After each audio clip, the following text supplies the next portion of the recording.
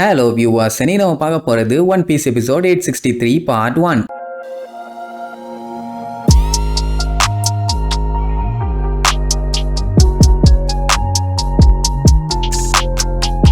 Open பண்ணா போன பாட்டுல நம்ம லூஃபி அவனை அடிக்க போறேன்னு சொல்லிட்டு ஜம்ப் பண்ணி போனால என்ன அட்டாக் யூஸ் பண்ணுவான்னா பசூக்கான்னு சொல்லிட்டு கையை பெருசாக்கி ஓங்கி ஒரு அடி அடிப்பான். அவன் ஜஸ்ட்ல எஸ்கேப் ஆகி டோனட்டை உருவாக்கி அதுக்குள்ள இருந்து கையை வர வச்சு கண்ணா பின்னான்னு பஞ்சு வைப்பான். அதாவது லூஃபி ஒவ்வொரு டைமும் அட்டாக் பண்ண போறப்போலாம் அவன் திருப்பி கவுண்டர் அட்டாக் பண்ணி நம்ம பையில திருக்க விட்டுறான். ஆனா அவனை தொட முடியல. எப்பவுமே 2 டோனட்டை வச்சு அடிச்சுட்டு இருந்த அந்த விளக்கண்ண இப்ப 4-5 டோனட்டை உருவாக்கி வச்சிருக்கான். அடி எப்படி எல்லாம் விழப்போகுதுன்னு தெரியலையே. அப்படியே கட் பண்ணா இங்க 1000 சனியோட நிலைமையை காட்டுறாங்க.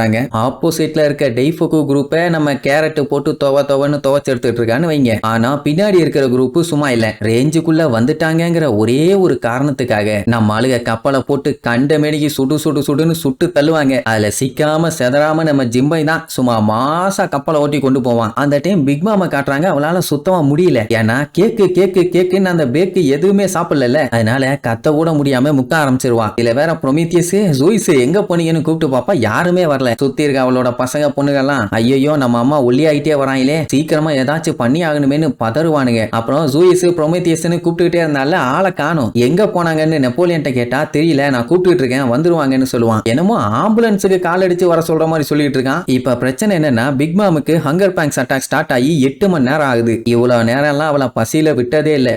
இந்த அளவுக்கு அவளுக்கு பசியும் இது வரைக்கும் எடுத்தது இல்ல. அதனால பெரஸ்பரோக்கு என்ன பண்றதுன்னு தெரியாம பதறிட்டு இருப்பான். இந்த நிலைமையில இவங்க எப்படி சாக்லேட் டவுனுக்கு போய் சேருவாங்க? போய் சேர்ந்தாதானே கேக்க சாப்பிட முடியும். ஐயோ ஏதாச்சும் பண்ணணுமேனு பதறுவான். அப்பதான் அவளுக்கு புட்டிங் கிட்ட இருந்து ஒரு கால் வந்திருக்கும். என்னடான்னா அவ கேக்கோட ஆன் தி வேல வந்துட்டு இருக்காளாமா. அதனால கவலைப்பட வேண்டாம்னு சொல்லியிருப்பா. அதை கேட்டவன தான் பெரஸ்பரோக்கே நிம்மதியாகும். அவதாயா நம்மளை காப்பாத்த போற தெய்வம்னு வேற பாராட்டி தள்ளுவானா. ஆனா அங்கேயே ஒரு பஞ்சாயத்து. ஏன்னா புட்டிங் கேக்க கொண்டு வந்துட்டு இருக்கிறது பெஜியோட கப்பல்ல. இதை கேட்டவனா அவனுக்கு தூக்கி வாரி போடும். ஏன்னா இவங்க நாட்டையே நாசம் பண்ண வந்த ஒரு அசசினோட கப்பல்ல இதுக்குடா நாட்டை காப்பாற்றக்கூடிய ஒரு கேக் வந்துட்டு இருக்குது. ஐயோ உசுர வாங்குறாயிலே, இதுக்கப்புறம் அந்த கேக்க நம்ப முடியாதுடா. அதுல என்ன வேணாலும் பண்ணி வச்சிருப்பானுங்கடா அந்த பண்ணாட பாயிலுக. ஐயோ பஞ்சாயத்துக்கு மேல பஞ்சாயத்து, என்னால தாங்க முடியலையேன்னு பெரஸ்பரோக்கு மண்டையே வெடிச்சிரும் போல. அப்படியே கட் பண்ணி பெஜியோட கப்பலை காட்டுறாங்க. அங்க கேக்க சும்மா தாறுமாறா டெக்கரேட் பண்ணிட்டு இருக்காங்க. சொல்ல போனா இப்ப டைம் பாத்தீங்கன்னா 9 மணி. சஞ்சய் தான் பக்கத்திலே நின்று கேக்குக்காக பார்த்து வேலையை பார்த்துக்கிட்டு இருப்பான். அந்த டைம் திடீர்னு பெஜியோட ஆளுங்க வேற எல்லாம் என்னத்தையோ கொண்டு வந்து ஊத்திட்டு இருப்பானுங்களா. என்னடா இதுன்னு கேட்டா ஒண்ணுமில்லப்பா பாய்சனு. அப்படியே கேக்குக்குள்ள கலந்து விடு, தின்னுட்டு ஷாகட்டும் பாங்க. நம்ம பைய கட்டுப்பாயி ஓங்கி ஒரே மிதி கடல்ல போய் விழுந்து அந்த பாய்சனை குடிச்ச மீன் எல்லாமே செத்து மிதக்குங்க. ஏன்டா மூலகட்ட பையில இப்படி ஒரு வேலையை பார்த்தேன்னு கேட்டா கேக்குல நான் பாய்சனா அலோவ் பண்ண மாட்டேன் அப்படின்னு ஸ்ட்ரிக்டா சொல்லிடுவான். விஜய்க்கு சும்மா விட மனசே இல்ல. ஏன்னா இந்த கேக்கு எப்படியும் பிக் மாமா கிட்ட தான் போகுது. அப்படி இருக்கும்போது இந்த கேக்கு எனிமி கையில இருந்துச்சுன்னா கண்டிப்பா இதை திம்பா. அதுக்குள்ள பாமோ பாய்சனோ வச்சா டெஃபினட்டா அவ செத்து போயிருவான். எந்த முட்டா பயிலும் அதை பண்ணாம விட மாட்டான். அண்ட் அது மட்டும் இல்லாம அவ ஒரு எம்பரர். இந்த வேலையை மட்டும் பண்ணிட்டா அவளை ஈஸியா காலி பண்ணிடலாம். இதுக்கு முன்னாடி கிடைச்ச ஆப்பர்ச்சுனிட்டி ஒர்க் அவுட் ஆகல. அதனால இந்த டைம் அவளை வச்சு சம்பவம் பண்ணிடுவோம்னு முடிவு பண்ணிட்டான். ஆனா சஞ்சய்க்கு அதுல சுத்தமா இன்ட்ரெஸ்ட் இல்ல. ஏன்னா இது குக்குக்கு ஒரு பெரிய அவமானம். என்னதான் ஒரு எனிமையா இருந்தாலும் அவன் கூட சண்டை போட்டு ஜெயிக்கணுமே தவிர சாப்பாட்டுல ஜெயிக்க கூடாது. அதனால பேசாம இருன்னு எவ்வளவோ சொல்லுவான். பட் அவன் கேட்கற மாதிரியே இல்ல. ஏன்னா பிக் மாமி இந்த உலகத்துல இருக்க ஏகப்பட்ட வெரைட்டியான ஸ்வீட்ஸை இன்னைக்கு வரைக்கும் சாப்பிட்டுருக்கான். சோ அந்த ஸ்வீட்ஸோட எக்ஸ்பெக்டேஷன் எல்லாத்தையுமே இந்த கேக்கு சரி கட்டிடும்னு நீ எப்படி நினைச்சிட்டு இருக்க? அதுக்கெல்லாம் வாய்ப்பே இல்லைன்னு சண்டை போடுவான். ஏன்னா சஞ்சயோட ஆசையே அவ வாழ்க்கையில இது வரைக்கும் சாப்பிடாத ஒரு டேஸ்டியான கேக்க கொடுக்கணும் தான். அப்படி ஒரு வேளை இவன் கேக்கு மட்டும் டேஸ்டா இல்லைன்னா டெஃபினட்டா இவங்க செத்தாங்க.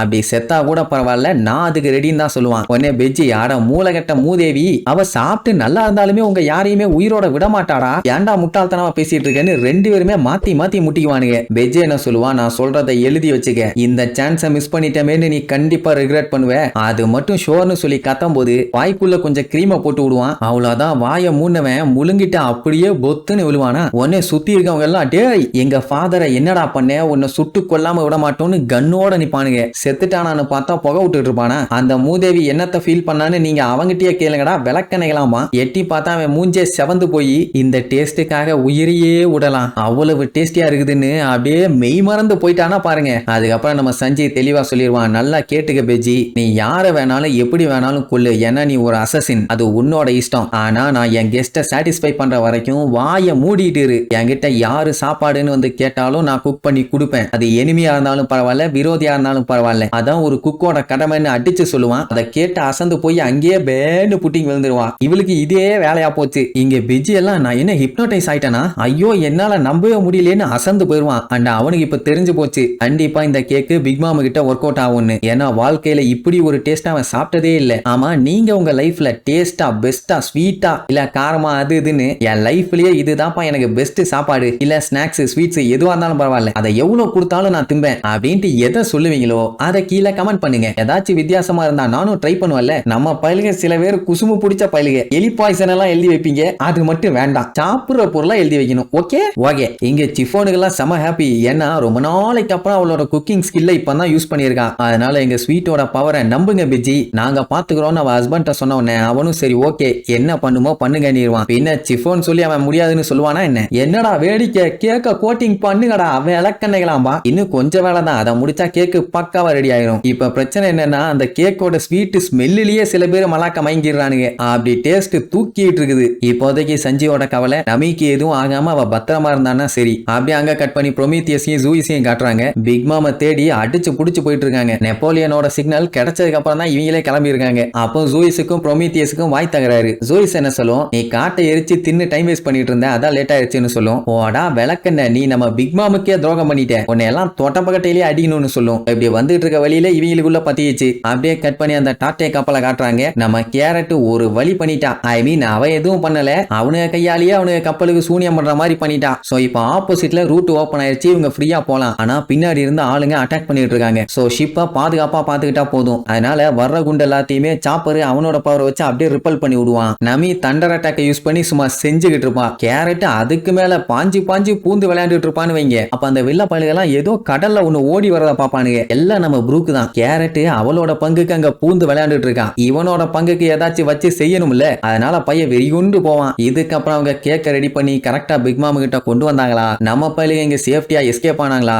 லூஃபி அங்க சண்டையில ஜெயிச்சானா இல்லையான்னு அடுத்தடுத்த எபிசோட்ல பார்க்கலாம். டாடா.